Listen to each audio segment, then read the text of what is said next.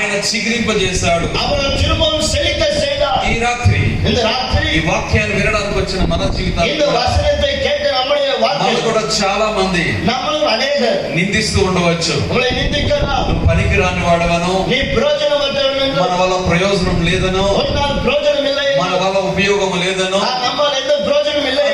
అనేకులు அநேகர் నేను సూటిపోటి మాటలు మాట్లాడి ఉండవచ్చు. உன்னை குற்றியும் பேசி ఈ இருக்கலாம். రాత్రి నీ జీవితాన్ని మార్చగలిగిన దేవుడు ఒకడే. இந்த ராத்திரி உன் வாழ்க்கையை மாற்றக்கூடிய தேவன் ஒருவரே. మన బ్రతుకులు ఆనందంగా మార్చగలిగిన దేవుడు ఒక్కరే. நம்முடைய வாழ்க்கையை ஆனந்தமாய் மாற்றக்கூடிய ஒருவரே.